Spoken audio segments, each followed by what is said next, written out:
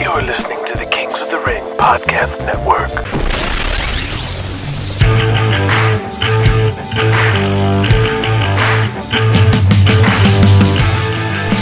It's always best to start with Season 1 of any series. If you want to start right here with Season 5, let's get you caught up. The World Wrestling Alliance, America, divided into 7 major territories, each with their own wrestlers, TV, and champions. A perfectly ordered cooperative system where everyone made out by honoring the borders and rotating talents over time. And when Jonathan Kane, patriarch of New York's Empire State Wrestling Federation, died at the end of 1983, leaving the Northeast Territory to his son Julian Kane, it was assumed he would merely take over and keep the machine rolling. But Julian had other plans. Plans no one saw coming. He not only changed their wrestling from a violent, realistic sport to a Disney-style family product, he pulled them out of the alliance and raided the top talents from the other 6 territories, defied the borders, bought TV and ran shows in the other territories using their own headliners against them, all to push the new Empire Wrestling Federation as the first truly national company. The EWF push kicked off when Julian swiped from American Midwest Wrestling's Thor Hansen, a 6'6" Hulk held back by AMW owner Charlie Gotch, who saw no value in muscle men without legitimate fighting skills, let alone to be a top babyface.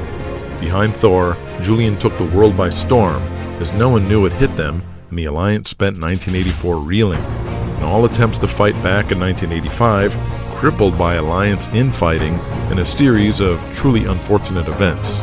Now, as we enter 1986, the entire wrestling industry is at war with each other, while Julian Kane looks ahead to the end of the year where he hopes to fill the 100,000-seat Los Angeles Olympic Stadium. Thor Hansen has become a legitimate celebrity after co-starring in Rambo with his Empire Mania 84 tag team partner Sylvester Stallone, and has taken on a Hollywood manager to build his acting career, while showing less and less dependence on Julian Kane and the EWF, who have become even more dependent on Thor, which is why Julian sought out a potential replacement to the American Viking in Vance Armstrong, the last of a group of muscle-bound bouncers at a Midwest bar who all became top young wrestlers in the Alliance territories in 1985. But Vance looks to be the best of the bunch. 2 of this group are in Atlanta as the Russian Rykov brothers rapidly rising to the top of SCW, along with Magnum PI lookalike Bo Riggs, while the muscle-bound mutants Shark and Buzzsaw, who look like they stepped off the set of a Mad Max film, ended up in AMW, while the most promising of the group, Apollo Sampson, in All South Wrestling out of Texas, who ended up quitting the business after months of torture from locker room bully Brick Sawyer, which ended in a bizarre cage match where Apollo simply walked out in the middle of the match, left the arena, and never looked back. Elsewhere in the EWF, Hercules Harris was forced to erase his storied career to become a cartoon African named Mobutu Zulu, a gimmick he had a horrible time reconciling before he finally accepted his role, headlining Empire Mania 2 and the biggest wrestling show of all time with the biggest payoff of his life. But it came at the price of turning off something inside, drowning his integrity in doubts and drugs, supplied by EWF's very own doctor. Michael Angel bailed on his family and All South Wrestling in Julian's initial raid in 1984, and ended that year as a threat to Thor Hansen's top babyface spot. But after being arrested at an anonymous gay hookup spot in the middle of the night, Julian Kane not only found out his secret, but had to pay off the chief of police to bury the story and not press charges. This not only killed Michael's push, but accelerated his drug habit to the point where he passed out during his match at Empire Mania 2, only saved by a quick-thinking Brian Lovejoy in front of the fans, but was the last straw, and Julian fired him. And while the EWF waged its attack throughout America, the invasion of Charlie Gotch's American Midwest always seemed more excessive and aggressive, and we finally learned why,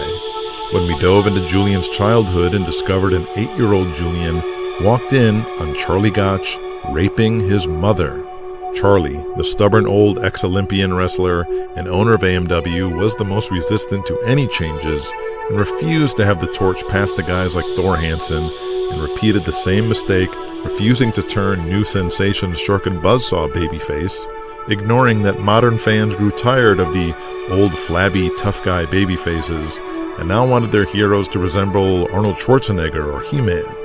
After being proven wrong, Charlie finally relented and gave his son Nelly more control over the company to turn the Apocalypse babyface, as long as they would turn all focus into destroying Julian Kane and the EWF. Southeast Championship Wrestling out of Atlanta has become an island in of itself, after all territories banded together to put on the Super Bowl of Wrestling to potentially lead a more direct coalition to stopping Julian Kane, but the owners all failed to truly cooperate or agree on anything, and all hell broke loose when SCW's owner, Daniel Hawkins, was caught red-handed trying to poach wrestlers from the other alliance territories. But this was done because Hawkins wanted his SCW to be the strongest territory in the alliance and didn't care to cooperate anyway, thanks to the outlaw Jesse James, who was not only SCW's top babyface, but their genius booker. However, his in-ring career has cooled off considerably after his seemingly successful 1985 mainstream crossover feud with comedian Jimmy Buck,